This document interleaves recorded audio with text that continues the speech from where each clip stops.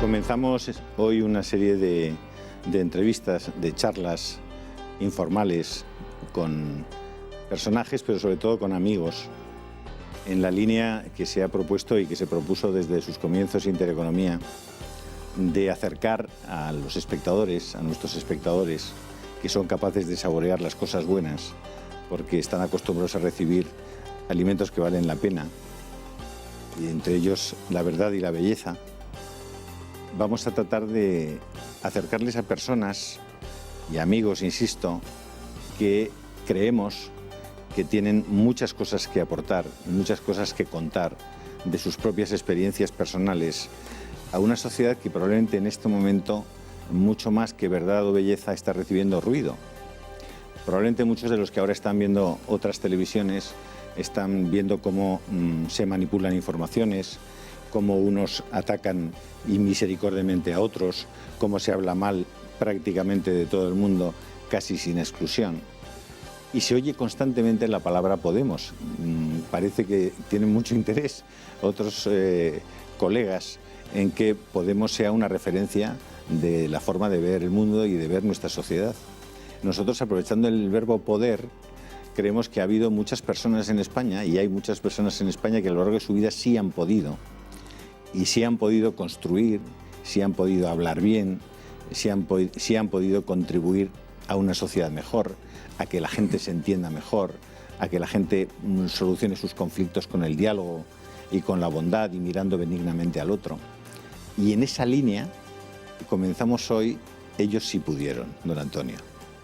Y Antonio Trueba, que es nuestro invitado amigo de hoy, tiene, yo creo que muchas cosas que contar, porque Antonio Trueba ha hecho muchas cosas, y ha hecho muchas cosas buenas, ha hecho mucho el bien en todos estos años de su vida profesional.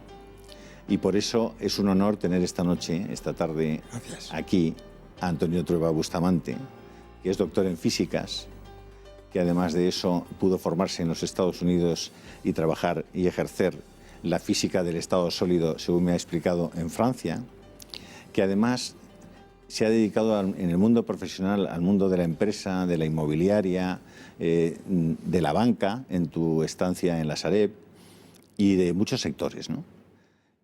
Antonio, ¿cómo comienzas tu vida profesional? ¿Cómo acabas tu vida universitaria? ¿Y cómo comienzas tu vida profesional? Te pregunto esto antes de que me cuentes el asunto que fue central para mí hace algunos años, almorzando contigo, de tu vivencia personal el día que esos dos aviones tumbaron las torres gemelas. ¿Cómo comenzaste tu vida profesional, Antonio? Bueno, yo hice la carrera de Ciencias Físicas en Madrid. Empecé en Sevilla, un año, y luego la hice en Madrid. Cuando acabé, pues me apasionaba la física y la investigación y la enseñanza. Las dos cosas que además creo que van unidas. Las dos se potencian mutuamente. Y empecé en Madrid, pues desde el principio, pequeño profesor ayudante, luego profesor adjunto, luego profesor agregado, y investigando. Y me encantaba.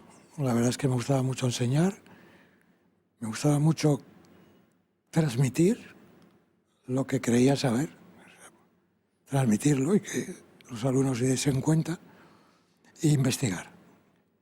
Y así empecé mi vida profesional y estuve, pues yo creo que unos 9 años. Y luego un amigo, un buen amigo mío,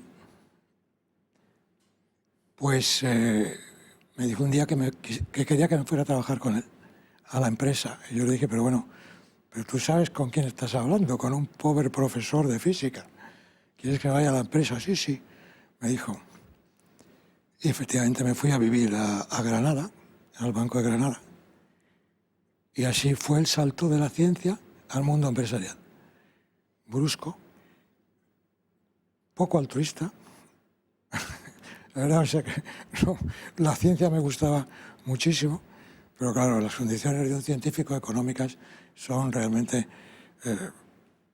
yo diría, de mucho mérito. ¿De qué año estamos hablando, Antonio? 74. Del año 74. 1974. Es decir, Franco iba a morir un año después. Sí, enseguida.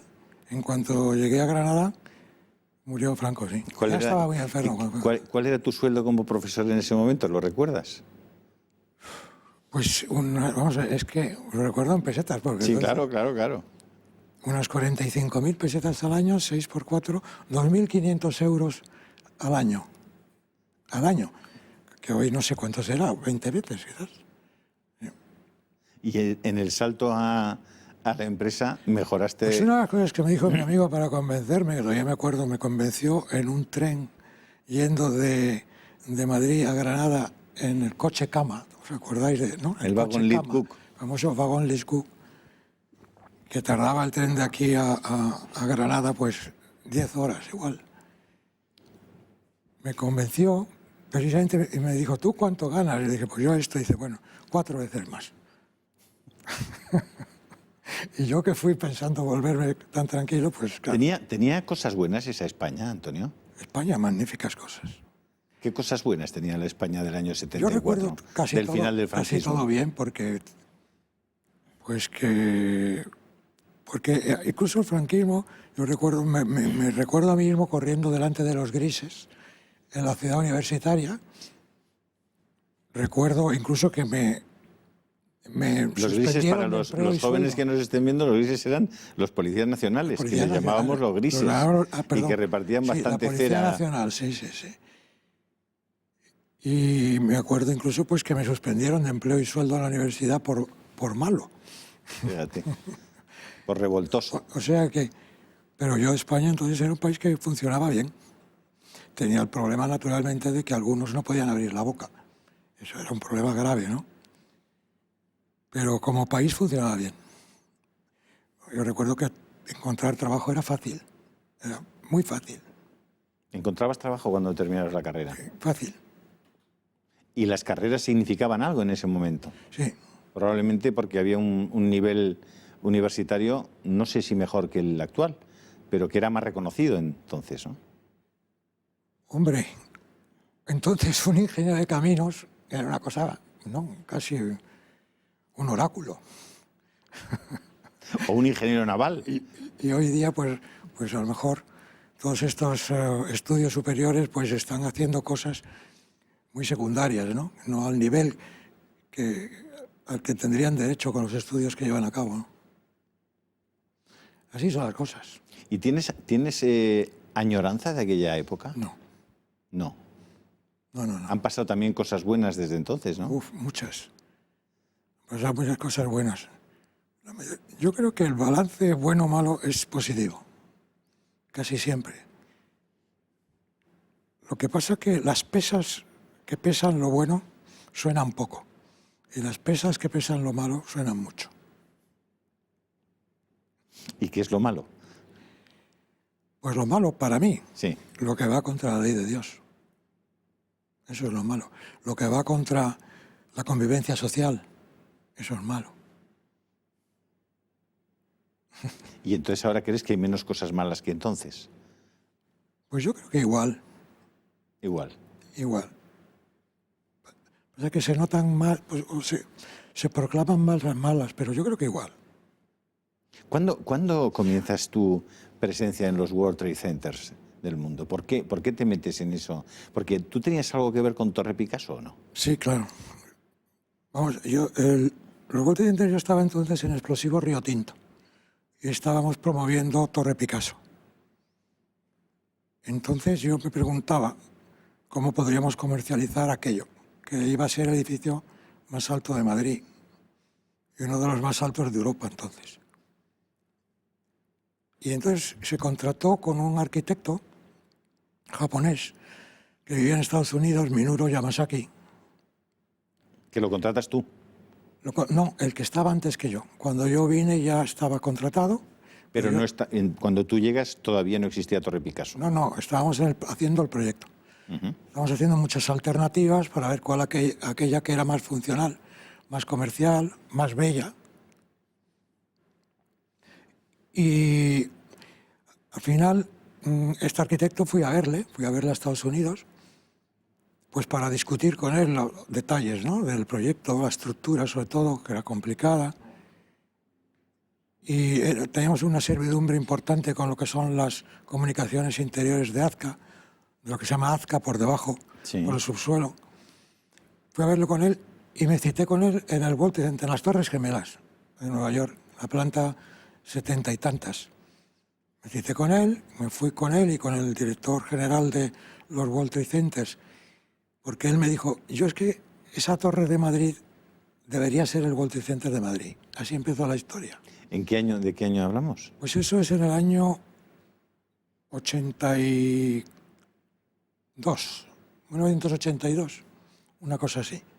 Cuando tú estás aquella mañana a las 8 de la mañana saliendo a pasear, si no recuerdo mal, desde la Torre Segunda, en la que tenías una reunión y te vas a dar una vuelta, en ese momento tú eras el presidente o el vicepresidente de los World Trade Centers del mundo, ¿no? Había sido el chairman de los World Trade Centers del mundo. Bueno, suena demasiado del mundo. Bueno, estamos hablando... de este de aquí, de donde vivimos. De este mundo, ¿no?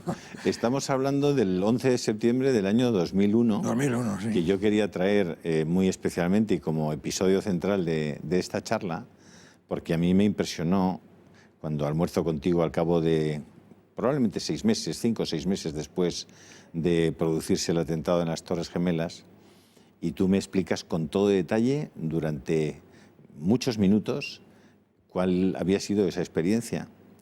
Y por abrirte un poco una ventana de lo que fue aquella conversación, lo que más me impresionó fue cuando tú en un momento determinado me dices, sabía lo que iba a pasar con aquella estructura, porque yo conocía muy bien la estructura que había hecho el arquitecto, y estaba huyendo, entre comillas, corriendo para alejarme del lugar, y me encontró con alguien que me dijo, esto no es un accidente, esto es un atentado.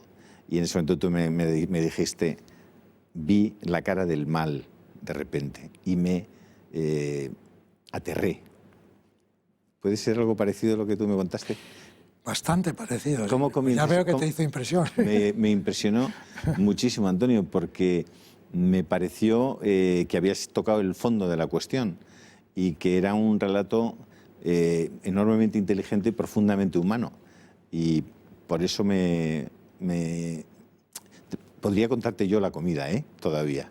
Podría ser yo el que me hicieras tú la entrevista y yo te dijera todo lo que me contaste, porque lo recuerdo casi al milímetro, pero me gustaría mucho que nuestros espectadores hoy tuvieran la oportunidad de conocer de cerca cómo un español, que además tenía una responsabilidad tan importante en los World Trade Centers, les explique cómo vivió eso, porque aquello fue muy impresionante. ¿Cómo comienza tu mañana? Habías llegado por la noche, ¿no?, de España. Sí. Bueno, esta es una historia que yo diría que tiene 3 fases, el antes de, el durante y el después de, ¿no? Porque la verdad es que las 3 son interesantes, pero realmente Julio tardaría muchísimo en el tema, ¿no? Mete a los espectadores en la escena, ¿no? Pues mira, eso fue el día 11, el día 9 celebramos en Sevilla las bodas de diamante de mis padres. Y toda la familia unida, junta. Y el día 10 tomé el avión para Nueva York. Llegué a Nueva York, era un día espectacular, un día de esos de otoño. No, todavía era verano, claro. El 11 de septiembre es verano todavía. De otoño, un cielo azul maravilloso. Bueno, perfectamente todos los detalles desde que llegué, todo. Me mandaron a recoger una limusina de esas de 8 metros, de esas que utilizan hoy día para los finales de soltería. Y hice 3 llamadas telefónicas, llamé a mis padres para decir, a mi padre siempre le gustaba averiguar dónde yo estaba. Y le dije, papá, estoy en un sitio. Pues eso de veo, ¿qué ves? Pues ese tipo de cosas, ¿no? Veo unos rascacielos, Nueva York. Bien, papá, bien. Luego llamé a mi yerno, al que iba a ser mi yerno, que lo es hoy día, que estaba en Venezuela, y luego llamé al objeto del viaje, a la persona que era el director general de los World Trade Centers, que tenía 80 años y no se quería jubilar. Y la verdad es que era una conversación, la que íbamos a tener, difícil, una conversación difícil. Y le llamé, quedé con él, y tomamos una copa en la planta 110, el día 10 de septiembre. Y luego bajé al hotel y me acosté. Al día siguiente salí por la mañana pronto, fui a misa. Y es curioso porque yo creí que la misa era a las 8 menos cuarto, no, era a las 8 y era a las 8 menos cuarto, entonces llegué un poco tarde.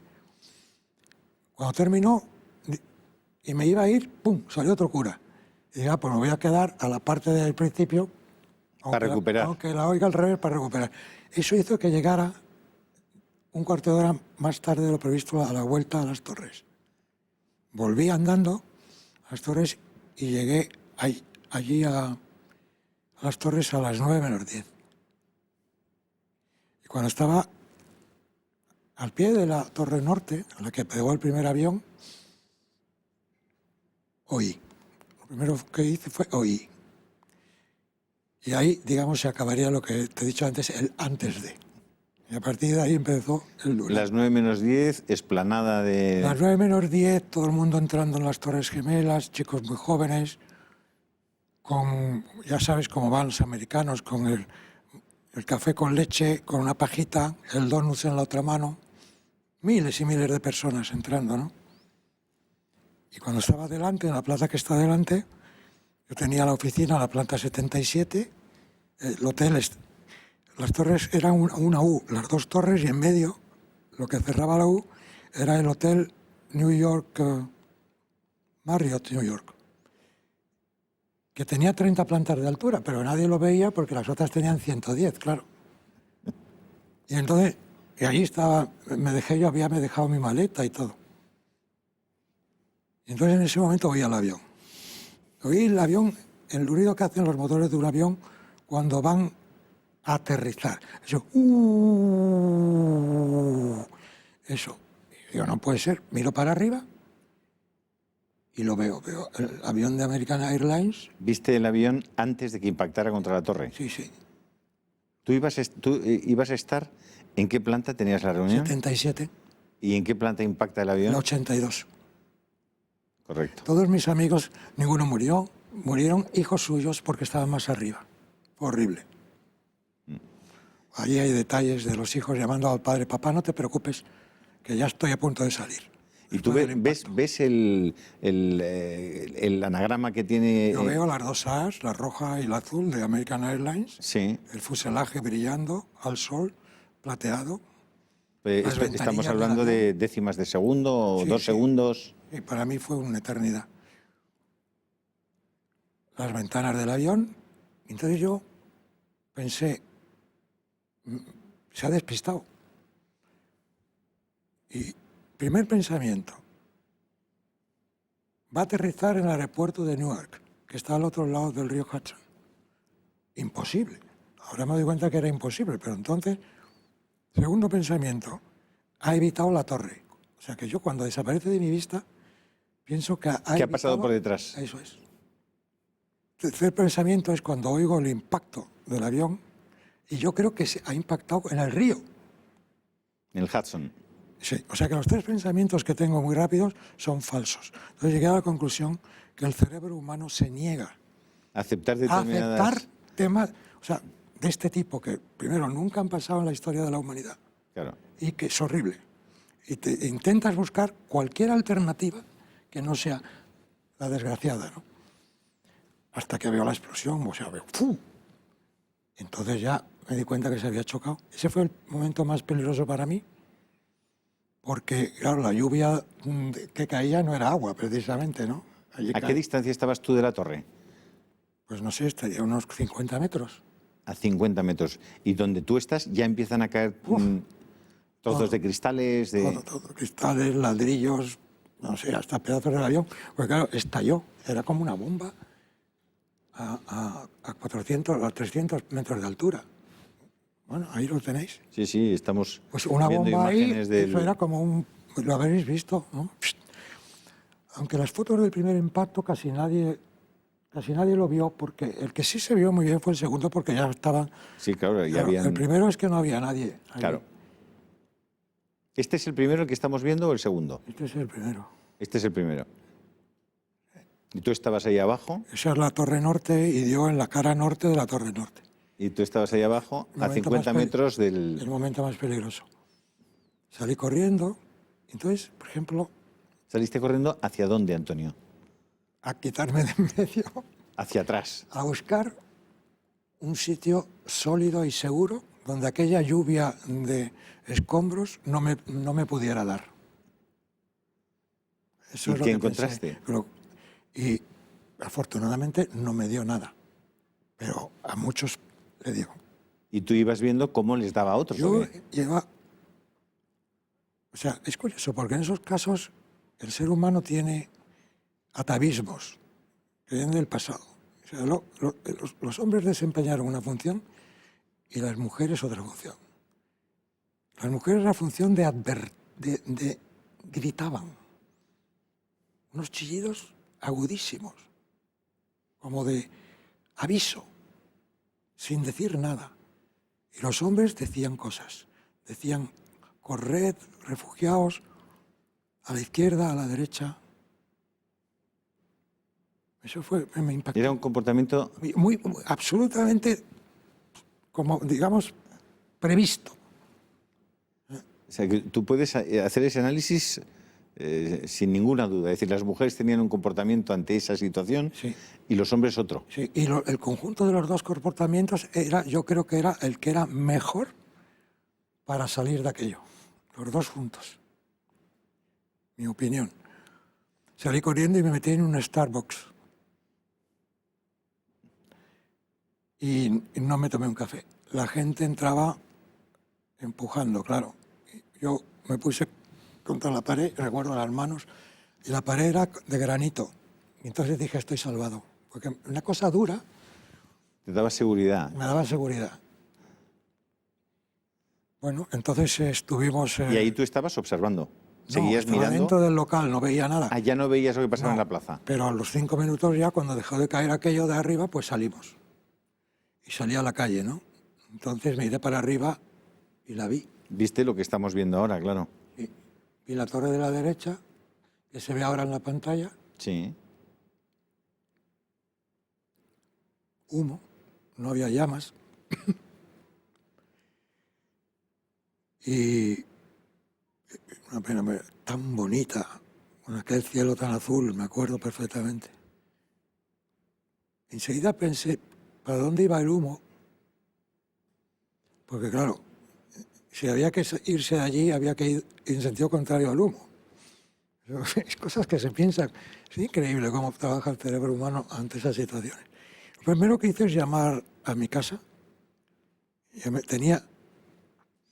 Como iba solo, y sé que a veces no controlamos bien los tiempos, dejé la maleta hecha encima de la cama y me llevé conmigo el pasaporte, el dinero, las tarjetas de crédito y el móvil. Es decir, la vida misma. Nunca mejor dicho. Yeah. Y llamé por teléfono a Madrid. Y entonces todavía no se habían bloqueado las líneas telefónicas. Y hablé con mi mujer, que se estaba dando un masaje. Oye, yo decía, estoy fuera de la torre, pero ¿qué me estás contando este? No habían visto todavía la televisión, era la primera torre. La primera. Claro. Estoy bien, yo recuerdo, estoy fuera. Yo quería transmitir ese mensaje, estoy fuera. Estoy bien, estoy fuera. Y se ha estrellado un avión contra la torre. ¿No? Yo pensé que era un accidente. Al principio pensé que era un accidente, ¿no? Como todo el mundo. Estoy bien. Y bueno, pues nada, pues adiós. O sea, no eran conscientes. Pensó que eran esos avioncitos que te dan la vueltecita por Nueva York, que se había estrellado, ¿no? Ah, que estás bien en la calle. Bueno, pues qué pena, oye, ¿qué ha pasado? Está ahí en la oficina. ¿Ha pasado algo? Pues yo no sé nada todavía, claro. Ya no pude hablar más por teléfono hasta por una línea fija 3 o 4 horas después. Y bueno, pues entonces empezó el espectáculo del horror, ¿no? Estamos hablando de que habían pasado 10 minutos, 10, 12 minutos, 15. No, sí, 10 máximo. 10 máximo. Máximo Y tú 10. ya sales del Starbucks Sí. y te vas hacia, o miras a la A lo plaza. mejor menos. Y veo la torre norte y bueno, pues lo que estáis viendo ahora, ¿no? O sea, Es el momento, Antonio, en el que tú me contabas que empiezan a caer folios como si fueran... Eso es antes. ¿Cómo fue ese momento? Sí, lo primero que yo vi al salir del café es la torre y alrededor, como los anillos de Saturno, papeles volando y cayendo hacia el suelo, dando vueltas alrededor de la torre, debido también a la convención del aire, ¿no? Del calor que se formaba, y alguno cayó a mis pies y recuerdo que lo cogí y era como el balance de una compañía. Producido por la explosión, los papeles que había dentro salieron fuera. Yo nunca he visto eso, nunca. En ninguna foto, en ningún reportaje, nunca lo he visto. Pero yo lo vi como te estoy viendo a ti ahora. ¿Y eran miles de folios? Miles, cayendo al suelo. Y el suelo se alfombró. ¿De folios blancos? De folios blancos, sí. ¿Impresos con balances o con...? ¿Y tú recogiste ese papel? Recogí uno, sí, pero lo dejé en el suelo otra vez. Me producía mucho respeto todo lo que estaba pasando. No quise llevarme, digamos, ningún recuerdo. Nada, ¿no? En ese momento, ¿escuchas el impacto del segundo avión o ves llegar al segundo avión? ¿Cómo fue? En ese momento empiezo a oír a la gente a mi alrededor chillar. Y entonces miro para arriba y ahí sí vi la explosión, pero no vi al avión. Porque podía explicarlo con un dibujo, pero... Pasaba por detrás, ¿no? Iba por detrás, o sea, por el otro lado de donde yo estaba, ¿no? Venía del río y yo estaba ya en la tierra.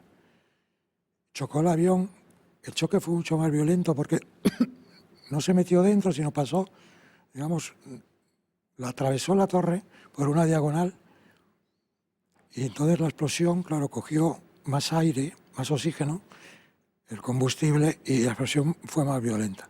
Pero yo estaba ya suficientemente lejos para que no me cayeran las cosas encima. Y yo pensé que era una consecuencia de la primera explosión. Como no había visto el segundo avión, pensé que era una consecuencia de la segunda explosión. Por simpatía, que había... Por simpatía, exactamente es la palabra. Y claro, seguí pensando que era un accidente. Entonces es cuando pensé eso que tú has dicho antes. Digo, yo conocía cómo estaba hecha la estructura, sabía lo que podía durar aquello sin fundirse, 1 hora, máximo 1 hora y media. Es decir, tú en ese momento piensas que la torre no puede caer... Se va a caer. Yo pienso que se va a caer. Pero no como lo hizo. Ahora sí sé por qué lo hizo así. Tú pensabas que iba a volcar, digamos, entre comillas. Que se iba a caer, digamos, la parte de arriba, se iba a caer, ¡pum!, ¿no? Hacia un lado. Hacia algún lado, sí, o poquito a poco. Y ese fue el segundo avión. Ese es el Esa segundo es la avión. segunda explosión que vi yo. Efectivamente. Esa, clarísima. Más brutal. Más brutal, sí. Y bueno, pues sabía porque la estructura de hierro estaba protegida con amianto, que por cierto hoy está prohibido. Pero claro, el calor que se estaba produciendo dentro iba a superar con toda seguridad el proceso, el momento del reblandecimiento del acero, ¿no? La temperatura del reblandecimiento del acero. Eso estaba clarísimo. En cuanto el acero de la estructura se iba a reblandecer, pues aquello se iba a venir abajo. Pero yo no como se vino, sino, pues eso, como todos pensaríamos ahora al ver eso, ¿no? Se va a fundir la parte de arriba, se va a caer hacia los lados, un poco hacia adentro, y a lo mejor eso sirve para apagarse el incendio, yo pensaba. Entre tanto veía subir a los bomberos, pensaba que no tenían nada que hacer. Pensé lo que pasó, desgraciadamente, que se iban a morir, cargados con 30... Pero tú estabas caminando, digamos... No, yo estaba quieto. ¿Estabas quieto todavía? Sí. Y entonces lo que pensé es que la torre medía 450 metros y que yo me tenía que ir al doble de distancia. No sé por qué, pensé, soy un físico. Digo, 450 a 900. ¿Por qué hice ese cálculo? Pues no lo sé. Y te tienes que ir de aquí, Antonio. Entonces empezaron a venir todas las policías del mundo, las que conocemos y las que desconocemos. Aparecieron por allí todos. La policía de Nueva York, de la ciudad, la del Estado, el FBI, la CIA, los espías de no sé dónde. Ahí aparecieron los bomberos, daba una pena, aquellos chicos tan jóvenes con 30 kilos en la espalda, que subían, claro, era imposible, o sea que no se podía apagar. O sea, eso inmediatamente te das cuenta, y te das cuenta que se van a caer, no como se cayeron. Se cayeron como se cayeron porque es muy fácil de comprender. Aquello tenía una estructura por la fachada y otra por dentro, que es por donde iban los ascensores. La estructura de dentro se calienta más que la fachada, porque la fachada está refrigerada por el aire. Entonces la estructura de dentro se calienta más. Entonces al calentarse es como un embudo. La de arriba se sostiene en pie y se cae la de dentro, pero al caer la de dentro arrastra la de arriba. Eso Claro. fue lo que pasó. Se desmoronó, sobre sí misma. Exactamente. Y entonces me fui. Decidí irme pensando que era un accidente. Y te vas, mira, fíjate que se arrojaba la gente por las ventanas. Eso no sé si tú lo llegaste a ver. Viste personas arrojándose. En ese momento debes estar ya muy en shock. Pues la verdad es que no perdí la paz en ningún instante. Ni exteriormente ni interiormente. ¿Te acordaste de Dios en ese momento? Lo primero que hice, dar gracias a Dios y llamar a mi familia. Son las dos cosas que hice. ¿Pero podías hablar ya por teléfono? Bueno, cuando lo Bueno, hice. ya habías hablado. Ya había hablado, sí. A partir de este momento ya supongo que ya no tenías ninguna posibilidad de hablar por teléfono, pues las líneas ya debían estar colapsadas. Ya no pude. Ya no pudiste hablar. Entonces sales en dirección contraria buscando llegar a esos 900 metros de Entonces protección. dije yo, ¿qué tengo que hacer? Pues coger un taxi e irme al aeropuerto. No había taxis. O sea, los que venían a recoger parientes o coches de alquiler, pero los taxis de Nueva York no se paraban. Entonces empecé a andar hacia el norte pensando que yo digo, voy a llegar hasta algún sitio en el norte donde ya pueda coger un taxi para ir al aeropuerto. ¿Cómo es ese encuentro con el bombero cuando tú te das cuenta? Entonces, efectivamente, lo primero que hago es charlábamos todo el mundo con todo el mundo. Charlábamos e intercambiábamos impresiones. Entonces yo le dije a uno, el primer impacto ha sido un avión, un 707, le dije, un 757 o 767 de American Airlines. Y me dijo, y el segundo también. Nunca olvidaré, the second too. Nunca olvidaré esa frase. ¿Quién te lo dijo? ¿Alguien? Alguien que había por la calle. Y entonces se me abrieron los ojos. Instantáneamente comprendí que era un atentado. Y eso es lo que te dije, en que en ese momento la connotación moral de un atentado no tiene que ver nada con un accidente. Un accidente es algo que ocurre, desgraciadamente. Es como cuando un señor se choca con otro sin querer con un coche. Eso es una cosa, y otra cosa es que quiera matarlo atropellándole. Son cosas completamente diferentes. Y eso, en ese momento yo me di cuenta y sentí, lo que tú has oído yo, mastiqué la maldad. Es que el mal en estado puro, muy pocas personas lo pueden digerir, lo pueden... Claro, porque... Pues fíjate cómo por ejemplo, perdona que te cambie y seguimos ahora mismo, ¿no? Pero tú ves cómo los etarras, por ejemplo, y los amigos de la ETA, los Oteguis y compañía, cuando se enfrentan al tema del terrorismo y de las muertes que han producido y de los crímenes, ellos tratan de reconducirlo inmediatamente a la guerra, a la legítima defensa, a la falta de libertad que produce unos determinados efectos. En ningún caso asumen que han producido el mal en estado puro, que han matado niños, que han matado mujeres, que han matado personas inocentes, porque eso ni ellos mismos podrían encarar de frente esa situación, ¿no? A mí me recuerda mucho eso, cuando tú decías lo de ver el mal de frente. Los seres humanos, muy pocos seres humanos encaran el mal. Lo tienen que disfrazar de algo, que es lo que hacen los etarras o los amigos de la ETA, ¿no? En este caso, probablemente muchos de los que estaban allí no querían asumir que eso no era producto de un accidente, sino que era producto de un asesinato. Y eso le cambiaba, daba la vuelta a la historia completamente, ¿no? Claro, es que claro, el mal lo ves allí, pues todos estos detalles, ¿no? que estamos viendo, sobre todo. Yo pensaba en los dramas, pensaba en mis compañeros. Yo había quedado allí con otras 4 personas, no sabía dónde estaban. Y todo, y pensaba en los dramas que hemos visto en las películas de los ascensores incendiados por dentro, todo eso, ¿no? Y decía, ¿cómo es posible? Y realmente me sentí muy mal. Ya a partir de ese momento me sentí verdaderamente mal, o sea, moralmente mal, o sea, mal, muy solo y mal. Y poco después noté un temblor, el temblor y claro, no podía ser el metro al principio. Digo, el metro, digo, no puede ser el metro. Estos no están funcionando. Y miré para atrás y entonces dejé de ver esa columna de humo. Y entonces lo que vi es una cosa gris.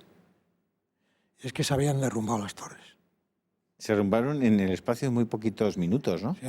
Yo sentí el temblor y al volver la vista atrás, pues en vez de ver lo que estaba viendo, veía otra cosa. Pero no imaginé que es que se habían caído las torres. Que no te da la gana de aceptar esas cosas. O sea, Y podías estar ya a 300 o 400 metros de distancia, claro. 1 kilómetro. A 1 kilómetro, porque si no sí que la nube que se forma abajo te hubiera afectado, claro. No me manché nada. O sea, nada. Y en ese momento no ves que se han caído las torres, no eres consciente que se han caído. Y tengo amigos que se tuvieron que tirar al río. Y tengo amigos con efesemas pulmonares y todo. Pero yo no. O sea, yo me pude retirar. Porque además te preguntas, ¿qué hago yo aquí? No te decían nada. Porque dices, ¿puedo ayudar? Inmediatamente todo aquello se acordonó. Se acordonó. Muy deprisa. O sea, en 20 minutos estaba todo acordonado. O sea, no podías pasar. Empecé a andar, todo el mundo andaba. Normalmente tú ves a la gente anda, unos van por una acera y otros para otra, van así, ¿no? Allí todos iban para el norte. Parecía una película de esas de Spielberg, en que todo el mundo iba hacia el norte, ¿no? Y así estuve andando y meditando mucho tiempo, claro. ¿Dónde fuiste? Fui hacia el norte y llegué hasta la calle 55, por la Quinta Avenida, donde está el hotel. O sea, que caminaste mucho. Sí, Caminaste bastante, mucho. Sí. Pues la verdad es que por lo que a mí respectaba, más contento con las Pascuas. ¿Qué quieres que te diga? Claro. Pero muy triste moralmente por lo que estaba ocurriendo, ¿no? ¿Y que fuiste a un hotel? Fui a un hotel y vi una fila de limusinas allí en la puerta y le dije al conserje, quiero alquilar una limusina para ir al aeropuerto. Y dice, pero señor, si está cerrado el espacio aéreo de Estados Unidos. Claro, habían pasado 3 horas. Fui a pedir un sitio en el hotel y había mucha cola. Y dije que quería una habitación. Me dijeron que no había. Y no era así, porque la verdad es que la gente... Es que cuando me vieron así, y debieron de pensar, bueno, lo que decir que no hay. Saqué el carnet de el pasaporte, saqué las tarjetas de crédito y ya le cambió la cara. Dijo, un momento. Hablemos. Y fue a preguntar y dijo, tenemos la suite real. Y vale... $3.000. Pues sí, una cosa así. Al día. Y dije, pues mire... Un día es un día. Pues no. Dije, no. Dije, mira lo que me ha pasado. Y le conté, vengo de las Torres Gemelas, estaba adentro. Un momento. Salió y dijo, 1.200. Y te dieron Te la lo suite aseguro, real. ¿eh? Así. Y dije, bueno, por 1.200 estaba agotado, psicológicamente destrozado, y subí a la habitación. Además yo quería hablar con mi casa, porque claro, cuando yo llamé ni había habido el segundo impacto, ni se habían caído las torres. Claro. Habían visto la humareda, el polvo, todo eso. Claro. ¿Dónde está este? Se preguntaban. Claro. Habían estado luego, me lo dijeron, todos muy preocupados. Claro. Y yo llamé por teléfono a Madrid, por la línea del cable, y oí la voz de mi segundo hijo Juan. ¡Papi! Ese fue el momento más emocionante. Porque este papi, o sea, la voz de un hijo, de un familiar, o sea, una voz de amor, de cariño, a 6.000 kilómetros, por un cable, aniquiló literalmente La experiencia del mal. el mal que yo percibía,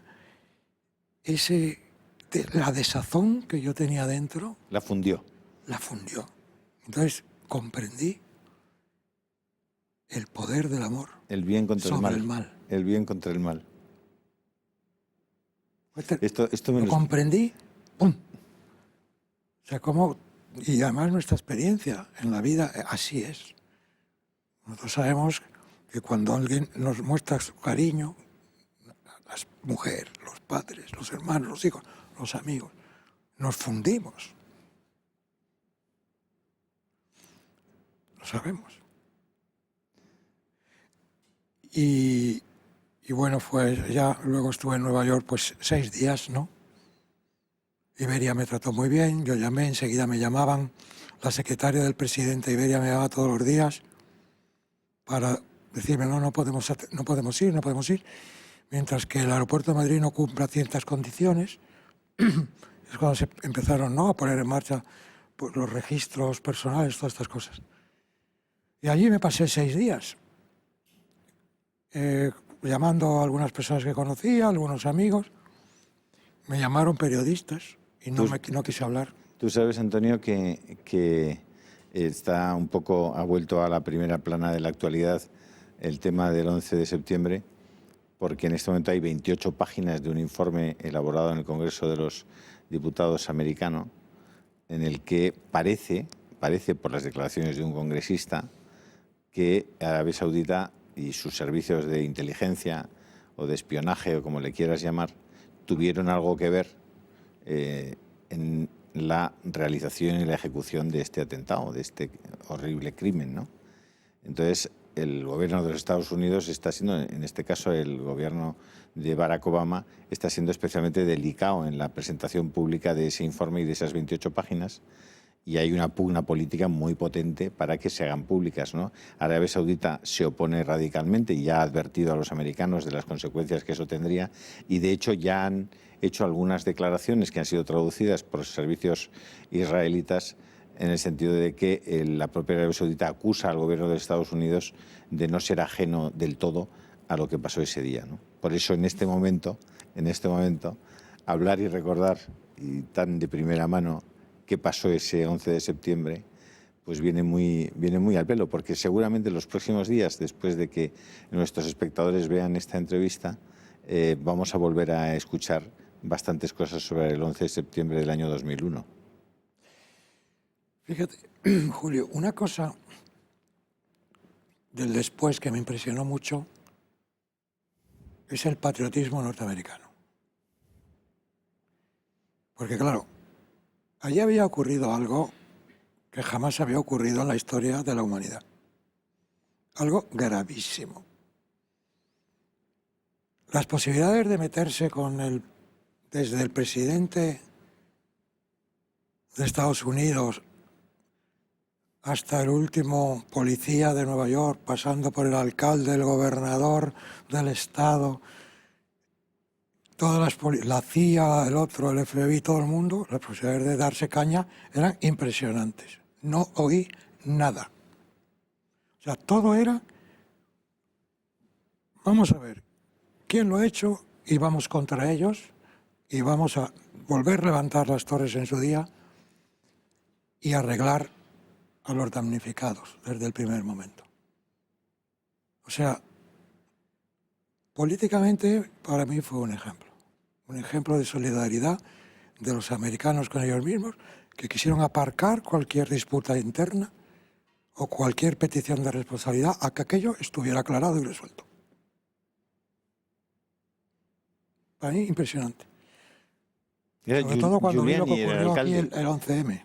¿Cuándo? Cuando vi lo que ocurrió aquí el 11M. Otro crimen sin aclarar, Antonio. También. Pero los españoles no nos portamos igual. Con nosotros mismos, no nos portamos igual. Aquello me impresionó. El canibalismo, tú sabes que no es una figura exclusiva de algunos pueblos de África. El canibalismo o del Amazonas. El canibalismo está presente hoy en nuestra sociedad, probablemente más presente que nunca, ¿no? Es decir, el hombre es un lobo para el hombre, se ha convertido probablemente en la realidad más aterradora de lo que en este momento ocurre en España, ¿no? Y ¿sabes dónde se ve eso muy bien? En las disputas entre los seguidores de equipos de fútbol de alguna ciudad. No voy a nombrar la ciudad. Afortunadamente, en España hay varias ciudades que tienen 2 equipos de fútbol, por lo tanto puede ser cualquiera. Pero el equipo A y el equipo B, el seguidor, yo he encontrado gente que es un fanático del equipo A que prefiere que pierda el equipo B a que gane el equipo A. Siente más regusto interior que pierda el otro a que gane el suyo. Si tiene que escoger, sí tiene que escoger. Me temo, Antonio, que esa no es una experiencia exclusivamente española, ¿eh? Y probablemente si te vas a la liga inglesa o a la francesa deben pasar, o en la italiana pues sobre todo, pueden pasar cosas parecidas. Ya no te cuento en la griega o en la portuguesa, ¿no? Sí. ¿Eh? Pues sí, así será. Es la condición humana, probablemente. Sí, es verdad que probablemente en este momento, digamos, la salsa que está cociendo la realidad social en España es una salsa en la que a la gente se le está explicando que muchos están mal porque otros están bien. Es decir, no se trata tanto de analizar por qué la gente está mal en serio y cómo se puede hacer para que cada día menos gente esté mal, desde todos los puntos de vista, sino sobre todo se trata de enfrentar a unos con otros. Se trata de contribuir a que la paz social, que a veces cuesta tanto de conseguir, especialmente en los pueblos muy emocionales como puede ser el nuestro, si tú introduces el factor de desestabilización que consiste en que la gente piense que el otro es su enemigo, piense que el bienestar del otro es su malestar, vas contribuyendo a un caldo social que no sabes de verdad dónde puede terminar, porque además lo notas desde es decir, en anécdotas prácticamente constantes de la vida diaria. No sé si a ti te está pasando o eres consciente de esta situación actual en España. Bueno, sí, yo realmente entre las personas físicas donde me muevo, pues no existe un ambiente tan cainista, ¿no? Pero cuando ves los medios de comunicación, las opiniones de unos contra otros, pues realmente, efectivamente, se han exacerbado mucho los ánimos. Y como decía antes, suenan mucho los platillos del tú más, y tú más, y tú más, y tú más. Y yo creo que estamos cansados. Yo creo que los españoles estamos cansados de todo esto.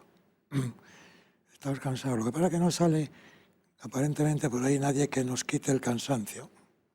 ¿Por qué? Pues probablemente porque tiene que salir de nosotros mismos y estamos así.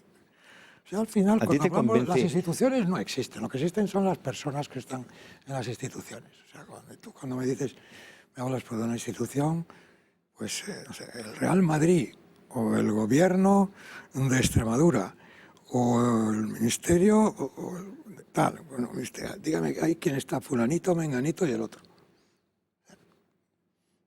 ¿Cómo están estas personas por dentro? ¿Cómo están por dentro ellos? ¿Cómo actúan a nivel individual? Pues mire usted, si actúan bien, al cabo de un cierto tiempo la institución, sea lo que sea, actuará bastante bien. Y si actúan mal, al cabo de tanto tiempo, no actuará la institución bien. O sea que deberíamos de fijarnos más en nuestro comportamiento personal y no decir que tal institución son personas.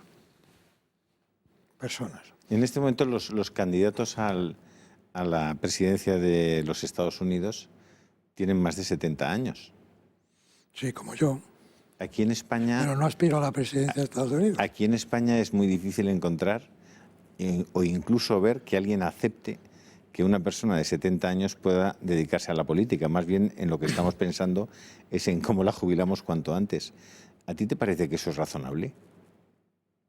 ¿No puede haber un déficit de experiencia, de madurez y de años en la política española? Vamos a ver, ni todos deberían de tener más de 70 años, ni todos tendrían por qué tener por narices 40. O sea, yo lo que creo que en lo sabio es la mezcla. La experiencia, la seniority, que dicen los ingleses, ¿no? El señorío que pueden tener las personas mayores, y por otra parte el ímpetu, la novedad, las ganas de comerse al mundo, las posibilidades de rectificar que tienen los jóvenes, que es muy importante también, porque normalmente a las personas mayores les cuesta mucho cambiar. O sea que la mezcla es probablemente lo mejor. Los indios tenían consejo de ancianos. Los romanos tenían el Senado. Los romanos tenían el Senado, y no se iba mal. Pero yo creo que los sitios, la mezcla a mí me gusta mucho. Yo me gusta mucho cuando veo a gente joven en la televisión, pero gente joven informada, no desinformada. No gente de estos que le han dado una lección de qué tienes que decir y se amarran a eso que tienen que decir, y le cambias el tema y sigue diciendo, pero oye, que ya estamos en otra historia. Son gente bien informada y me encanta. Me encanta ver el ímpetu, las ganas de comerse el mundo, me encanta. Nos queda poco tiempo, Antonio, desgraciadamente. ¿Qué te preocupa y qué te motiva y te ilusiona del futuro de nuestro país? Lo que me ilusiona es que mis hijos y mis nietos estén en un país estupendo, en un país donde vuelvan a tener las virtudes y los valores, las virtudes humanas y los valores vuelvan a ser bien considerados. Eso es lo que me ilusiona. Me ilusiona en un país donde no haya, por supuesto, pobreza, donde no haya incultura, donde la gente esté bien informada, tenga su propio criterio y no el que oye. Y si es porque lo oye, que lo oiga de muchos sitios y no de uno solo, para hacer su propio criterio. Un país donde la gente tenga su autoestima y no necesita autoafirmarse, sino tenga su autoestima. Me ilusiona que mis nietos encuentren eso. Y ya hay mucho de eso. ¿Y si uno de tus nietos te dice, abuelo, y tú, de toda tu vida, qué es de lo que te sientes más orgulloso?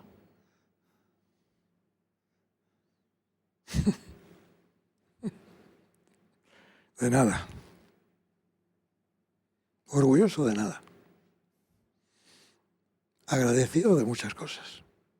Agradecido a este país, Antonio. Porque... Agradecido de muchísimas cosas. Orgulloso. Agradecido a este país porque tú has podido dar una lección de hombría, de bien, de magnanimidad, de inteligencia, de finura de espíritu. Y esta entrevista tenía como objetivo que los que la hayan podido ver, los que nos hayan podido escuchar, pues aprendan un poco.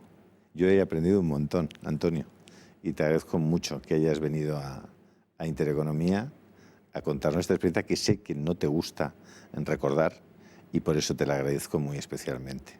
Buenas noches a todos ustedes y espero que nos vamos a poder ir viendo. No sé si con personas del tamaño y de la estatura intelectual y moral de Antonio Trueba, pero lo vamos a intentar. Así que muchísimas gracias y buenas noches. Muchas gracias.